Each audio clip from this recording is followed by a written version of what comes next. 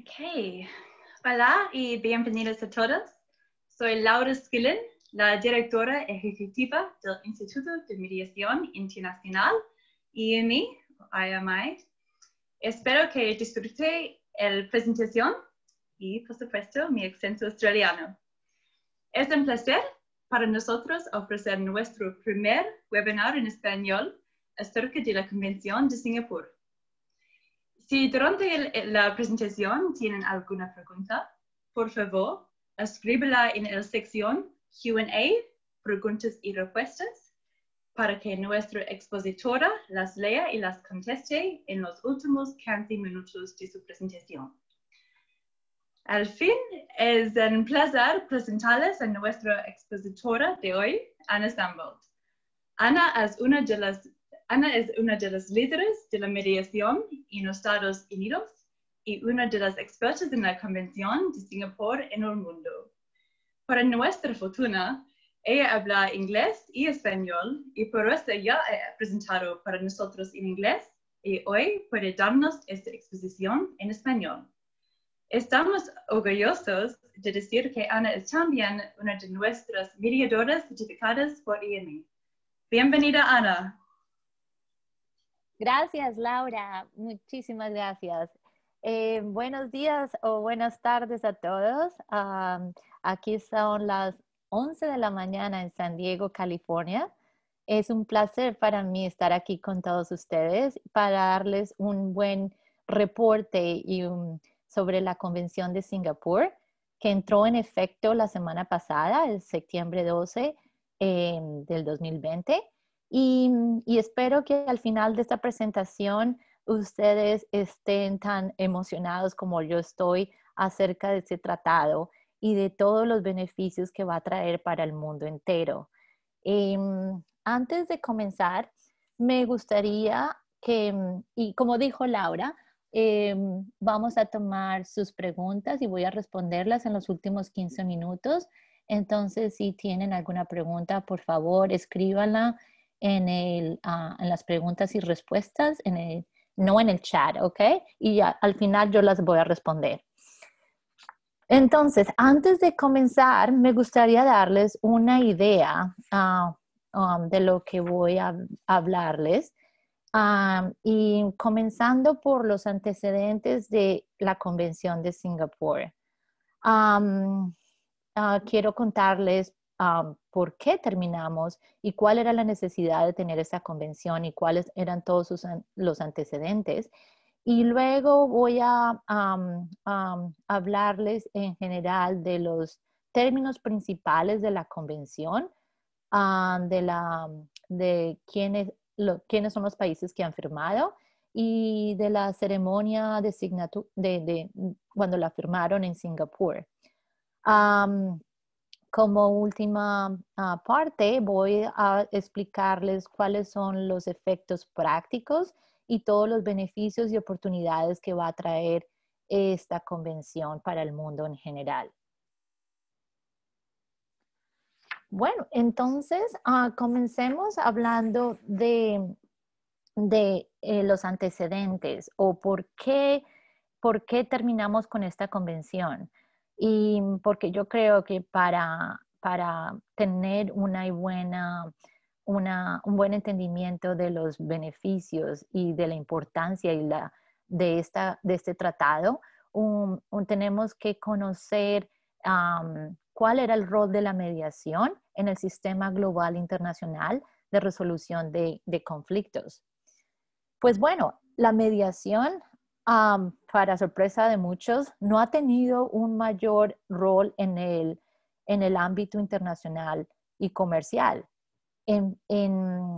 Cuando se trataba de transacciones a través entre países internacionales y comerciales, el sistema preferido de resolución de conflictos ha sido el arbitraje internacional. Y así es como la mayoría de los contratos que envuelven o que tienen que ver con transacciones comerciales siempre incorporaban una cláusula de arbitraje Y en el caso de un conflicto o de un problema, entonces las partes tenían que ir a arbitraje y el arbitraje internacional. ¿Y por qué? Bueno, pues las partes en un contrato siempre no habían querido escoger la mediación y escogían arbitraje en lugar de ella por dos razones principales. La primera, un acuerdo resultante de una mediación no proveía ninguna finalidad a las partes, a excepción de los casos donde un acuerdo resultante de una mediación eh, eh, se ocurría en el contexto de un arbitraje. El resto de los acuerdos eran simplemente unos contratos privados, sin ninguna calidad o ningún poder extraordinario, no tenían el poder de una sentencia juzgada, simplemente eran unos contratos privados. Entonces, ¿qué pasaba si una de las partes incumplía este acuerdo resultante de una mediación internacional? Bueno, pues las partes se veían forzadas otra vez a ir a litigar, ir a la corte, a tratar de ejecutar ese acuerdo que se había llegado en la mediación. Y por lo tanto, lo único que hacía la mediación era crear una capa adicional de litigio y, y adicionar más costos y retrasos o demoras al proceso de resolución del conflicto. La segunda razón por la que la mediación no era comúnmente usada en la resolución de conflictos internacionales y comerciales se atribuye al hecho de que la mediación no tenía un régimen legal para la ejecución de acuerdos de mediación a través de diferentes jurisdicciones, tal como ocurre con la Convención de Nueva York para los laudos arbitrales. Y si estuviéramos aquí en persona, a mí me encantaría preguntarles cuántos de ustedes saben de la Convención de Nueva York, porque para entender muchísimo acerca de la Convención de Nueva York, es importante saber para entender bien de la Convención de Singapur, tenemos que conocer acerca de la Convención de Nueva York. Entonces veamos de qué se trata la Convención de Nueva York. La Convención de Nueva York fue adoptada por la Comisión de las Naciones Unidas sobre el Derecho Mercantil Internacional, que es el CNUDMI o UNCITRAL, como se conoce en inglés. El UNCITRAL es el principal órgano jurídico del sistema de las Naciones Unidas en el ámbito del derecho mercantil internacional, que se dedica a la reforma de la legislación mercantil a nivel mundial durante más de 50 años. Entonces, la función del UNCITRAL consiste en modernizar y armonizar las reglas del comercio internacional. Y entonces esta comisión la que decidió en 1958 adoptar un tratado internacional para el reconocimiento y la ejecución de laudos arbitrales extranjeros.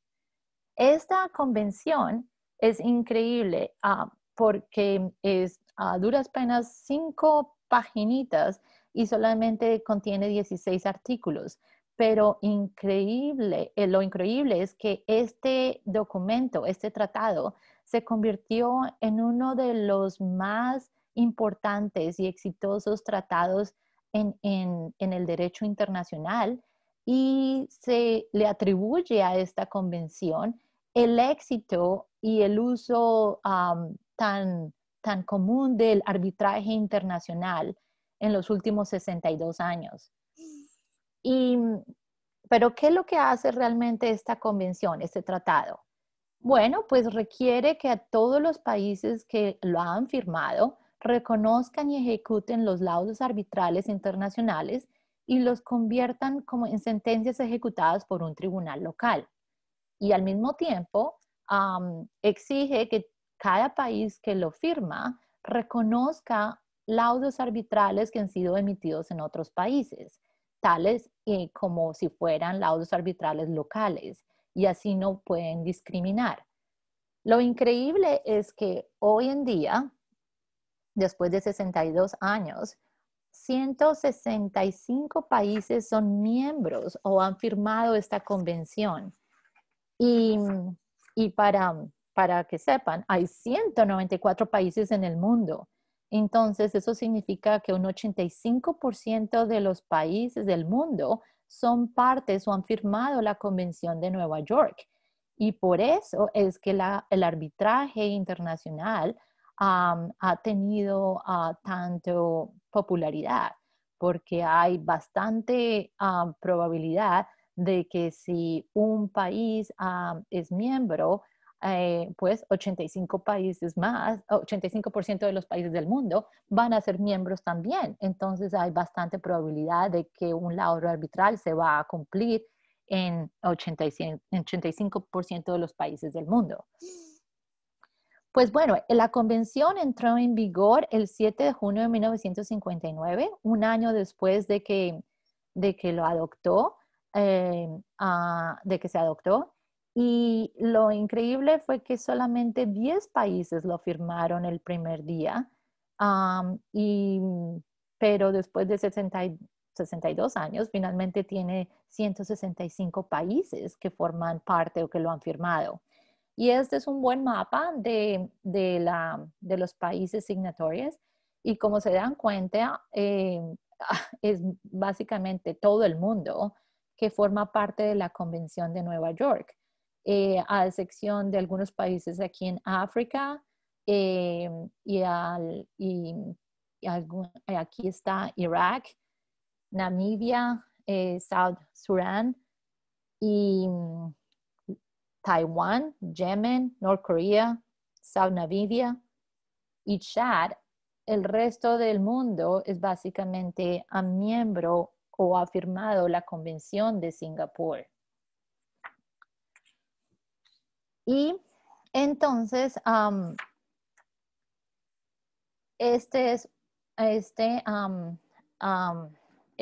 sido una de las razones por las que el arbitraje, como les digo, se ha vuelto tan popular. También, y como parte de los antecedentes detrás de la Convención de Singapur, está la serie de conferencias del Global Pound. Pero, ¿qué exactamente fue las conferencias del Global Pound? Pues bueno, fueron 20 conferencias que se realizaron en 24 países del mundo. Y el objetivo de estas conferencias era recolectar información y preguntarle a la gente que estaba resolviendo conflictos a nivel civil y comercial, ¿cómo le gustaría o cuáles son las prioridades para resolver conflictos en el siglo XXI? Y entonces, pues estas conferencias básicamente invitaron tuvimos a 4,000 personas alrededor del mundo reunidas y en 28 conferencias en 24 países. Yo participé en una de estas conferencias en Los Ángeles hace como 2 o 3 años y interesante que Singapur fue el país donde se celebró la primera conferencia inaugural. Pero ¿cuáles fueron los 4 puntos cruciales que se identificaron después de esta serie de conferencias? Bueno, pues la conclusión fueron principalmente, primero, la gente y los abogados, las personas que están envueltas en disputas comerciales y en cualquier tipo de conflicto, siempre buscan eficiencia. Lo que la gente quiere generalmente es que sus abogados y sus partes colaboren, se sienten a la mesa y traten de negociar un acuerdo. La gente está cansada de sistemas adversariales y buscan colaboración y eficiencia. y ese es un interés a nivel global. Y por eso es que la mayoría de la gente busca un desarrollo de la mediación y buscan que promover la mediación a nivel internacional. Y además buscaban, buscaban un sistema uniforme para la ejecución de acuerdos llegados a concluidos en mediación a nivel internacional. Y fue por eso, basado en esas conclusiones, que el Departamento de Estado de Estados Unidos en el 2015 decidió traerle otra vez a las Naciones Unidas al UNCITRAL, que como les explicaba es la comisión que moderniza la ley a nivel internacional y trata de dar recomendaciones a nivel internacional para modernizar la ley y promover el derecho internacional y el comercio internacional.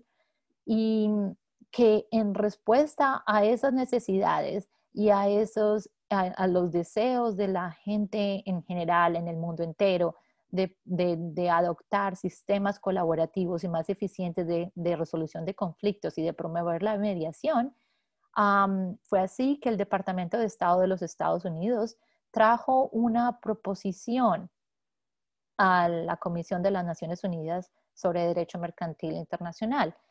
Y la proposición era crear un tratado internacional que tuviera un sistema unificado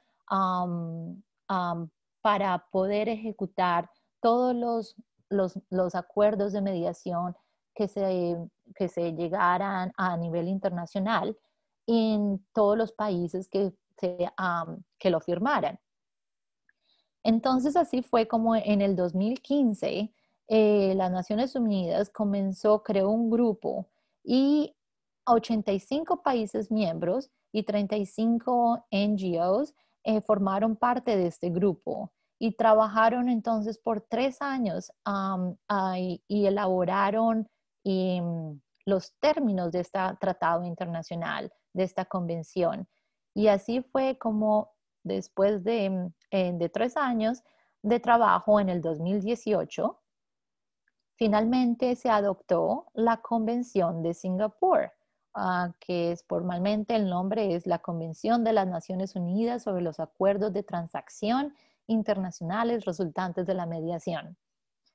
Y también se decidió que la convención sería firmada o abierta para firma en agosto 7 del 2019 en el país de Singapur. Entonces, en agosto 7 del 2019, el Singapur se celebró la ceremonia de firma de la convención con una semana llena de eventos y programas y se invitó a todos los delegados de muchísimos países y a bastantes delegados de gobiernos, de corporaciones, de compañías, abogados, académicos de alrededor del mundo a la ceremonia de firma y a celebrar semejante momento tan histórico para la mediación y para el sistema global de resolución de conflictos a nivel internacional. En esta foto están viendo al primer país que se sentó a firmar la convención. Y tuve yo la fortuna de haber sido invitada por el gobierno de Singapur para ver y para presenciar la ceremonia. Y aquí estoy yo tomando las fotos. Pero realmente fue increíble y experiencia. Y aquí podemos ver a los primeros 46 países que firmaron la convención el día de la ceremonia de apertura para firma. Y increíblemente fue uno de los tratados que fue más exitoso en relación con las firmas y la acogida internacional, porque, como les explicaba, por ejemplo, en el caso de la Convención de Nueva York, solamente 10 países lo firmaron el día que se abrió para firma, pero en la Convención de Singapur fue firmada por 46 países y aquí están todos. Aquí están todos, la lista de todos los primeros 46 países que firmaron. Lo increíble fue que ahí mismo, después de la ceremonia inicial, 7 países más lo han firmado: Armenia, Chad, Ecuador, Gabón, Guinea-Bissau, Ruanda y Ghana. Perdóname el acento si lo estoy pronunciando mal, pero y lo increíble es que ya después de, tenemos 152 países, 153, no, mentira, 153 países que lo han firmado, 46 de los originales y 7 de los adicionales que firmaron después del día de la ceremonia. Y ya 6 países lo han ratificado. Lo han ratificado Singapur, Fiji, Qatar, Saudi Arabia, Belarus y Ecuador. Y entonces ya la convención por eso pudo entrar en efecto, porque supuestamente iba a entrar en efecto después de que 3 países lo hubieran ratificado. Y eso ocurrió en enero de este año. Y por eso fue que la convención ya entró en efecto la semana pasada, en septiembre 12 del 2020. Y aquí podemos ver el mapa en general de todos los países que han firmado la Convención de Singapur. Y les quiero darle el crédito a Laura Skillen y al International Mediation Institute por este mapa. Si quieren actualizarlo, porque todos los días está cambiando, pueden ir al website del International Mediation Institute y se pueden dar cuenta de qué países lo han ratificado, de qué países todavía no lo han firmado. Y aquí se pueden dar cuenta, lo que está en blanco es que no lo han firmado o no lo han ratificado. Los países que están en gris es que ya lo han firmado, y los países que están en azul oscuro es que ya lo ratificaron. Lo bueno y lo importante es que los 3 países bien grandes como China, como la India y Estados Unidos ya lo han firmado. Y ahorita lo que tenemos es que a promover y a invitar más países a firmarlos. Principalmente me llama la atención de que Brasil, por ejemplo, no lo ha firmado, Argentina no lo ha firmado, México no lo ha firmado, Canadá no lo ha firmado, Australia no lo ha firmado, Rusia y algunos países como de Europa. Y la razón que ellos han dado para no haberlo firmado en Europa, en los países de la Comunidad Europea, es que han dicho que todavía no han podido saber si tienen que firmarlo en bloque como parte de la Comunidad Europea, o si cada país tiene que firmarlo independientemente. Y obviamente Inglaterra no lo firmó el año pasado, estaba, me imagino, bastante ocupada lidiando con Brexit, entonces por eso no ha formado parte, me imagino, pero se espera, y que todos los países están trabajando actualmente para firmar este tratado y eventualmente ratificarlo y volverlo parte de su legislación. Pero bueno, vamos a mirar qué es exactamente lo que contempla o cuáles son los términos principales de la Convención de Singapur. Primero que todo, el alcance y la aplicación. Quiero recalcar que la Convención solamente aplica a acuerdos internacionales resultantes de mediación.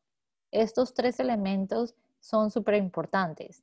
tiene que ser internacional en el sentido de que las dos personas o las partes que son partes de la mediación tienen que estar en diferentes países o el país o el acuerdo está realmente conectado con diferentes países o los términos del acuerdo se tienen que cumplir en partes diferentes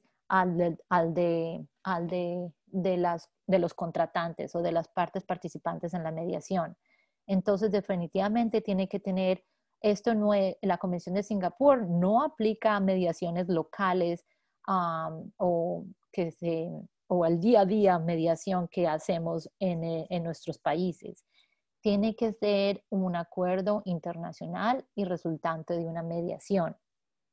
Entonces, por ejemplo, si dos compañías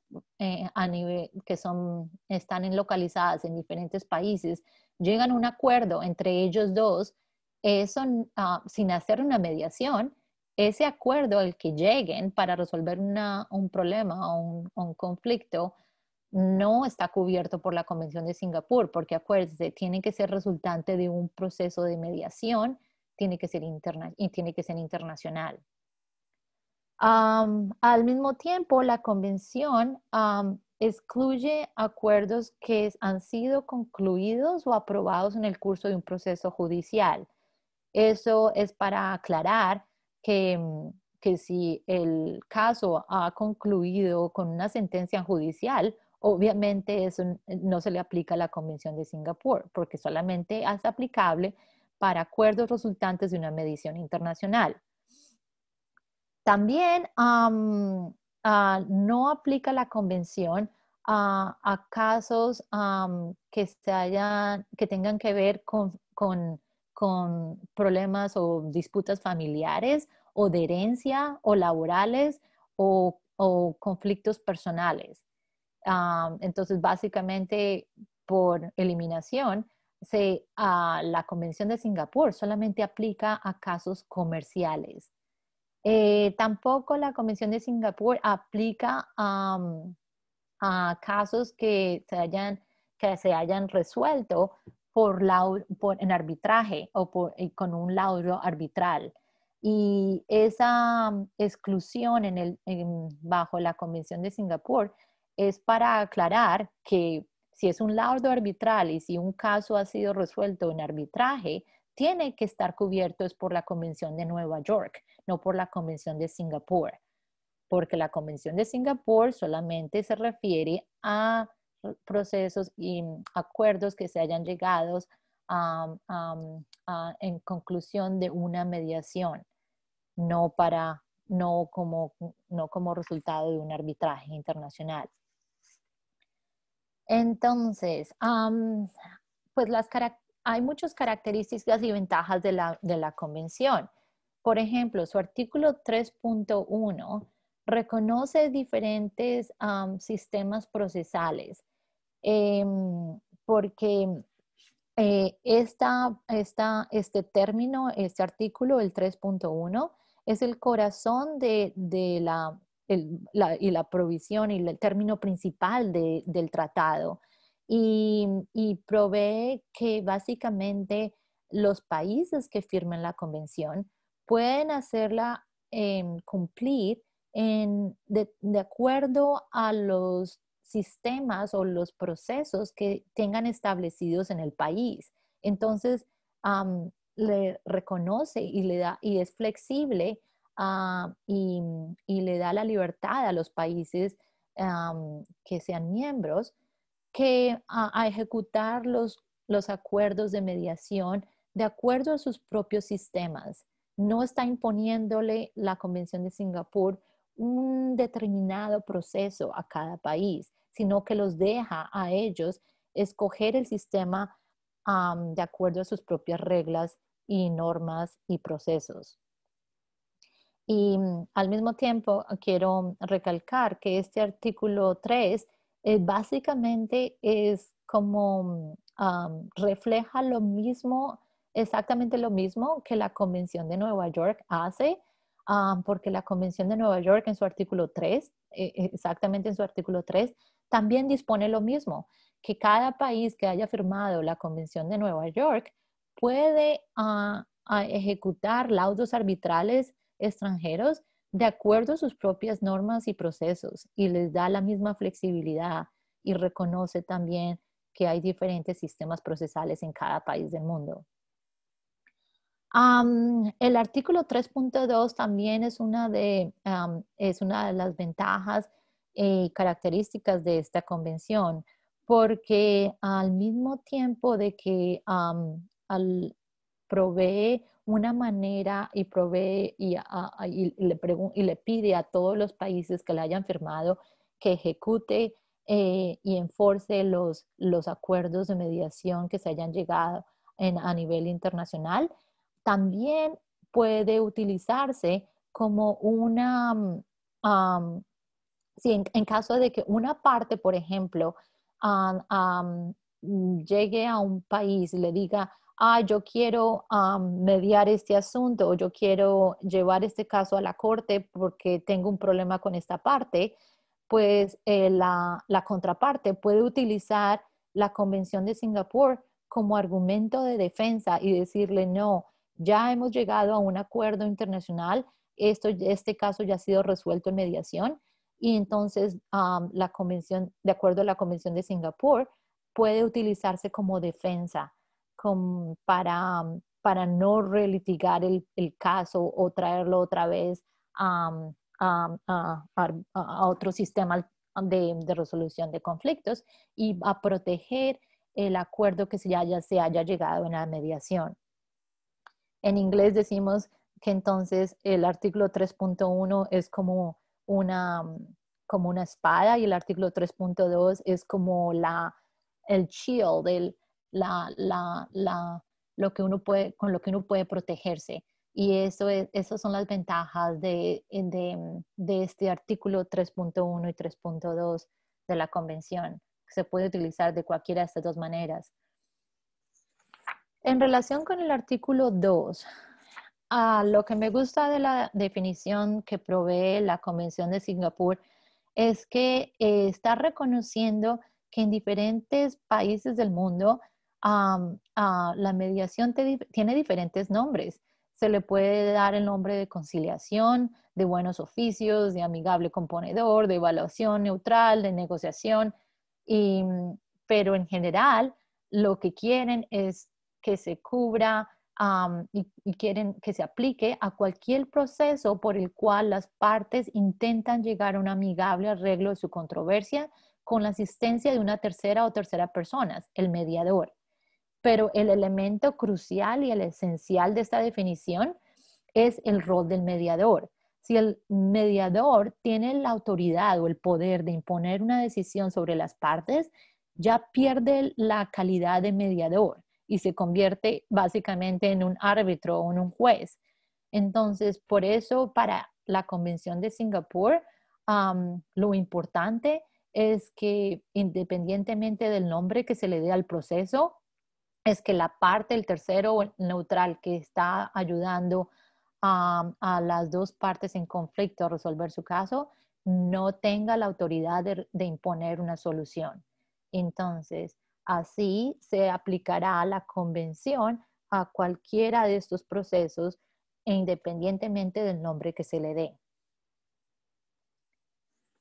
El artículo 4 de la Convención de Singapur especifica los requisitos para hacer valer un acuerdo resultante de una mediación. Entonces, la parte que quiere enforzar o ejecutar un acuerdo que se haya llegado en una mediación, tiene que darle o proveerle al país prueba de que, primero, de todas las partes firmaron el acuerdo.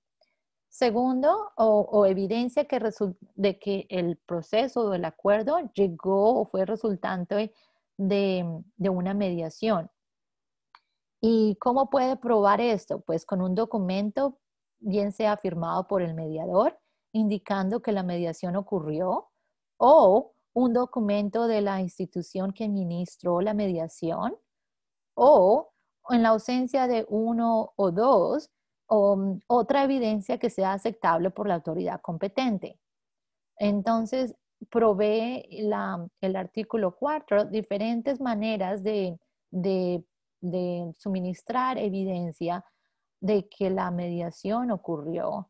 Y me parece muy flexible en general porque da varias opciones a las partes de llegar y probar que ocurrió una mediación de diferentes maneras. El artículo 5 también especifica las razones para negar una ejecución. Entonces, básicamente las razones por las cuales un país se puede negar a no ejecutar un acuerdo de mediación y principalmente tienen que ver con la persona o las partes envueltas en la mediación, porque bien sea es una parte que no tiene capacidad para entrar en el acuerdo o tienen que ver con el acuerdo en sí. Puede ser que el acuerdo sea nulo o inválido o tenga problemas con las obligaciones acordadas o que no es final de acuerdo con sus términos o que ha sido ya cumplido o no es claro o comprensible para las partes. También, y esta es una de las razones que fue bastante controversial y hablando con bastantes colegas alrededor del mundo, yo creo que el artículo 5 también provee uno de los puntos que ha sido de mayor discusión y es el que tiene que ver con los mediadores porque el artículo 5 además especifica que otra razón por las cuales se puede un país negar a cumplir o ejecutar un acuerdo de mediación es por un serio incumplimiento por parte del mediador de estándares aplicables en su profesión o porque el mediador no reveló circunstancias que planteaban dudas justificables acerca de su imparcialidad o independencia. Entonces, esto realmente son puntos que se tienen que trabajar, que tenemos que desarrollar estándares universales que se pueden aplicar a los mediadores a nivel general para que así en el futuro no haya problemas y no se dé mayor confusión a la aplicación de estos dos puntos de la convención, los dos relacionados especialmente con el comportamiento del mediador. Pero bueno, ¿cuáles son los mayores entonces beneficios que va a traer esta convención? Pues, como se dan cuenta,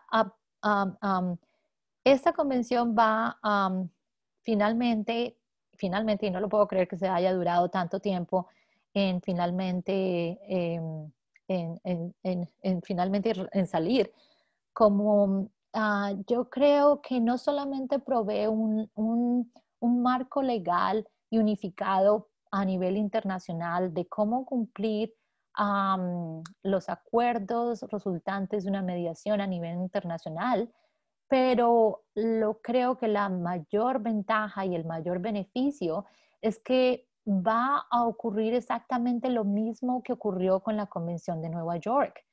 Ahí mismo va a generar mayor interés y mayor seguridad y confianza en el proceso de la mediación. Y entonces, y por consiguiente, va a promover el uso de la mediación a nivel internacional. Porque si la historia nos puede dar una lección, en la Convención de Nueva York hizo exactamente lo mismo por el arbitraje internacional.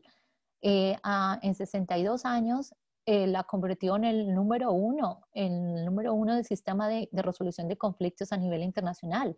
Y entonces espera que la Convención de Singapur es la respuesta y es el futuro y promete promover la mediación a nivel internacional de la misma manera.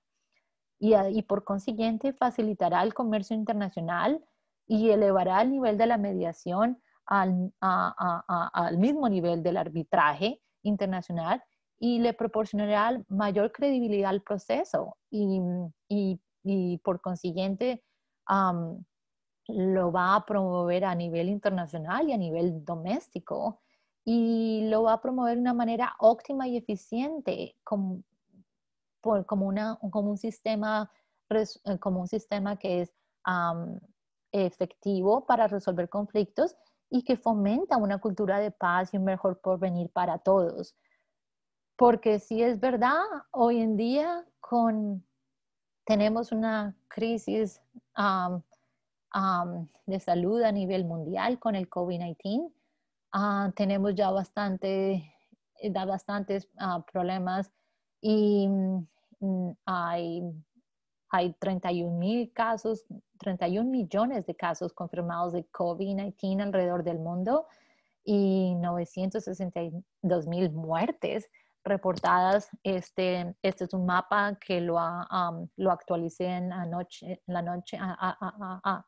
pasada de la Organización Mundial de la Salud y me preocupa porque es de verdad que hoy en día con la crisis del COVID-19, con la crisis que ha traído a nivel mundial y a nivel social y a nivel económico, pues lo que necesita el mundo en general es mediación y resolver sus conflictos uh, de una manera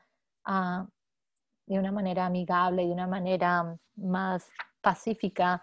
Y por eso es más importante hoy en día que nunca tratar de promover la mediación y tratar de promover entendimiento y comprensión.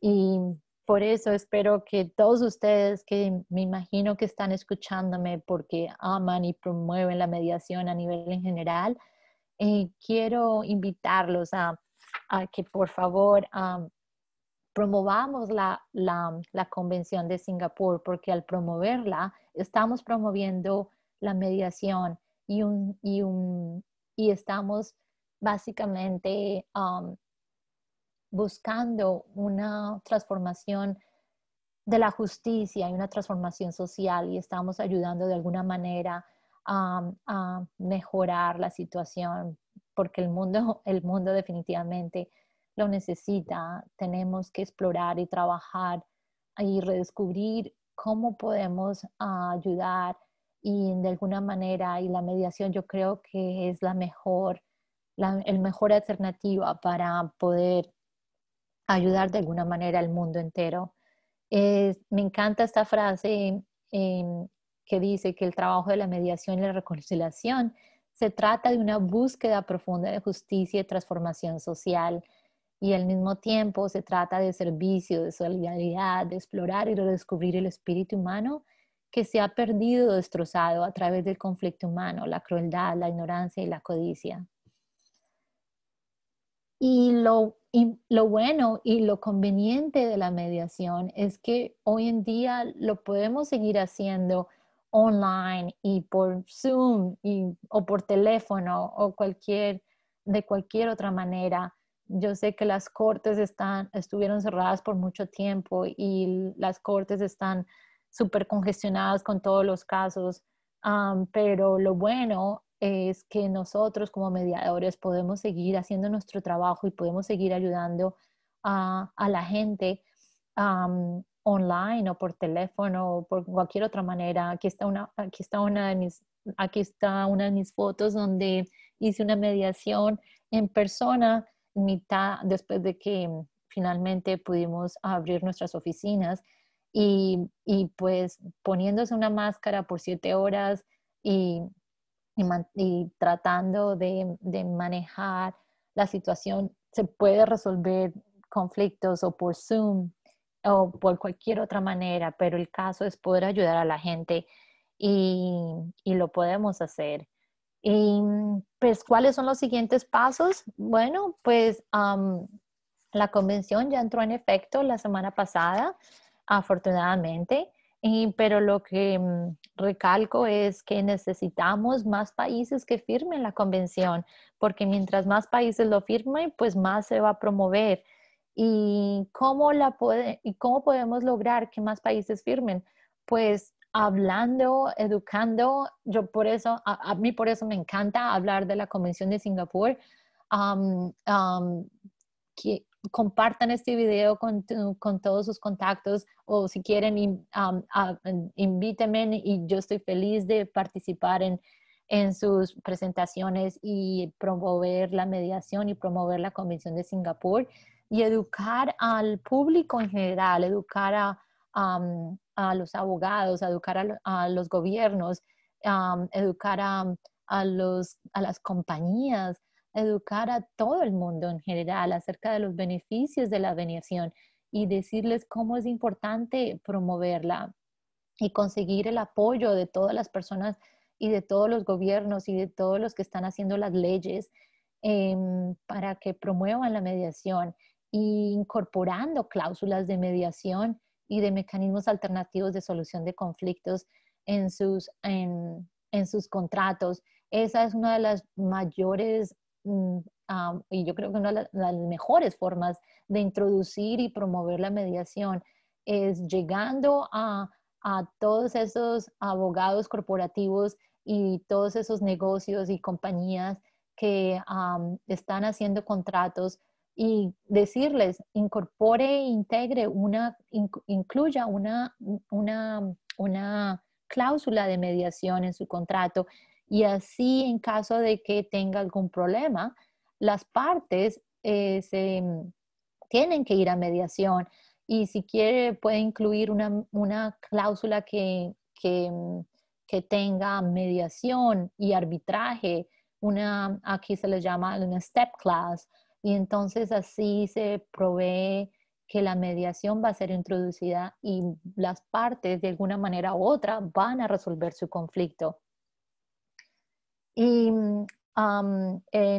esto, yo trabajo muchísimo con el American Bar Association y me encanta que en febrero 17 del 2020 ellos emitieron una resolución invitando y promoviendo que todos los países del mundo firmaran la Convención de Singapur y, y, y espero que al final de este año Estados Unidos lo ratifique también.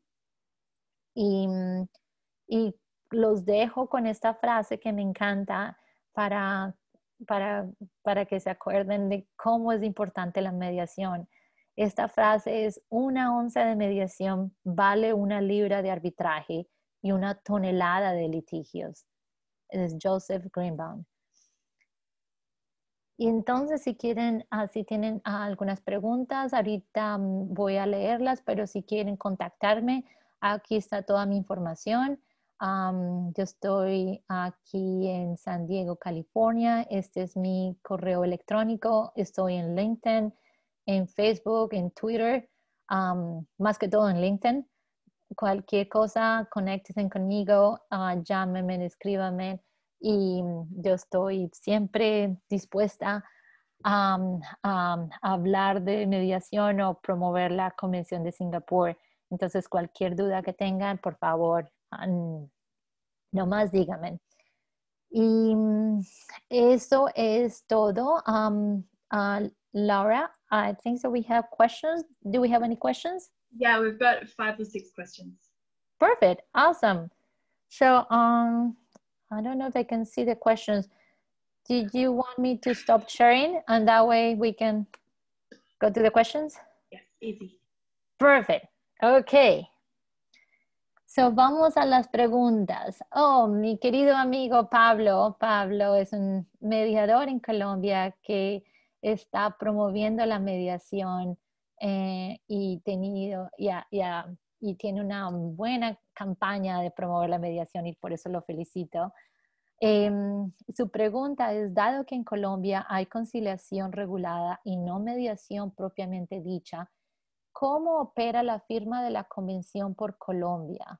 ¿Solo en la medida en que los acuerdos de mediación se adopten por contratos de transacción?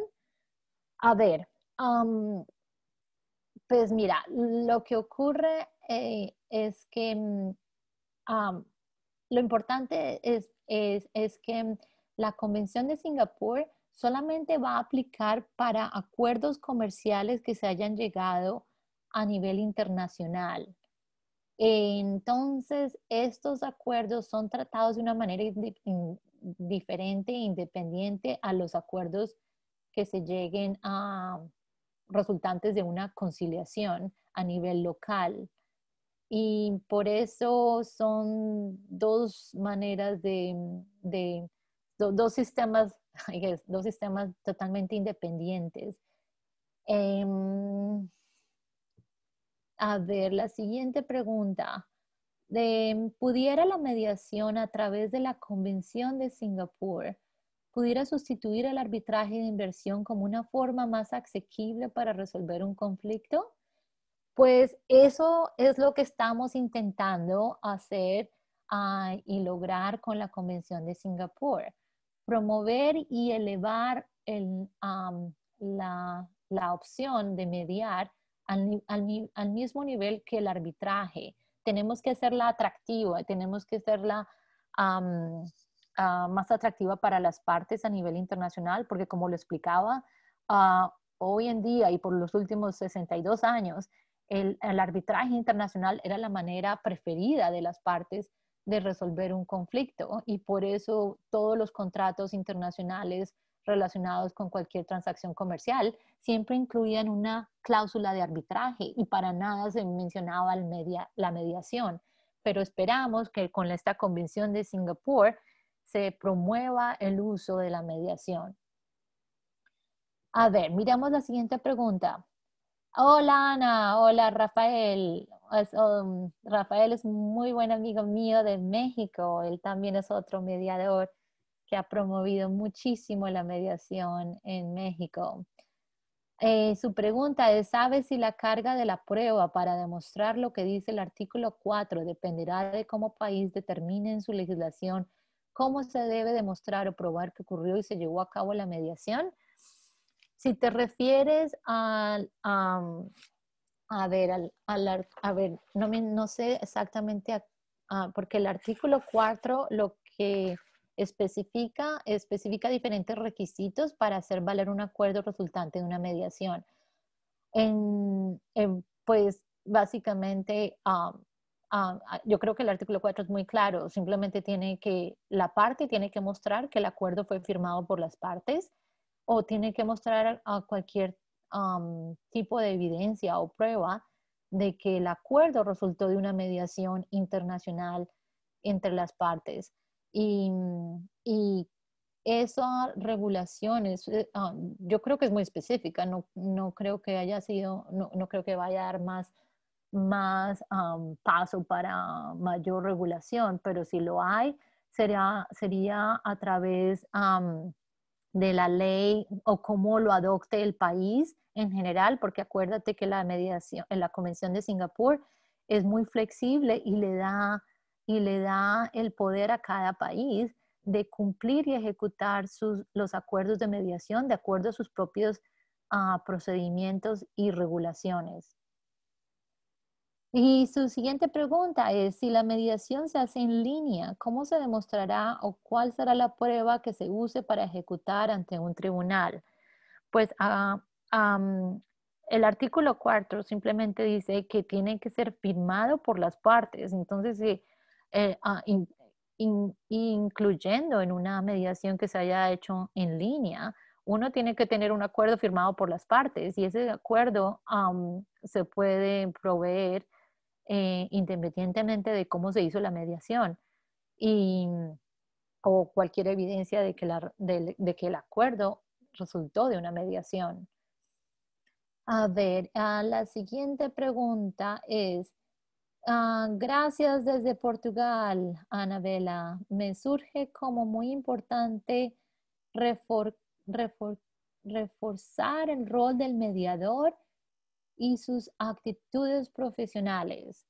Sí, Anabela, estoy de acuerdo. Es muy importante que reforcemos el rol del mediador y que cumplamos como los estándares, porque según el artículo 5 de la Convención de Singapur, el hecho de que el mediador haya incumplido cualquiera de los estándares profesionales aplicables a su profesión es una de las razones por las cuales un país se puede negar a cumplir.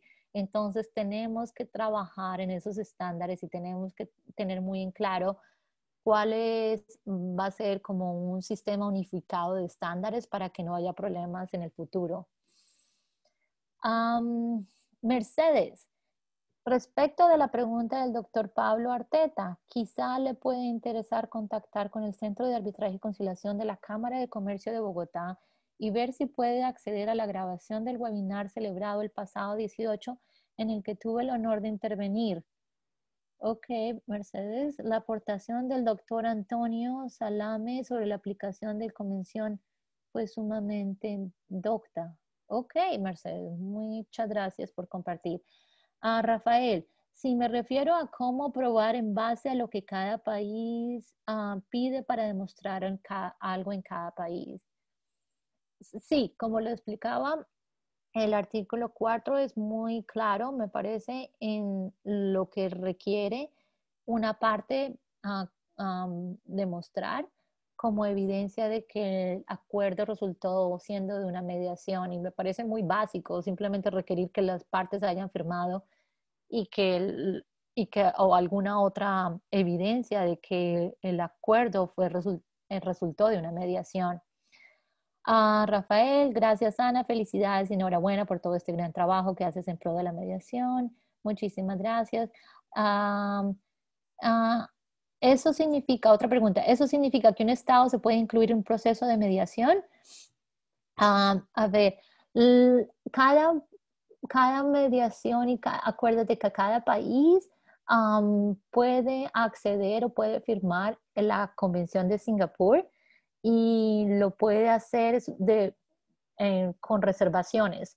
Entonces, ellos pueden decidir, por ejemplo, que si son mediaciones entre el gobierno, el Estado y una parte individual o independiente o privada, ellos pueden decidir si van a aplicar la Convención de Singapur con reservas o sin reservas.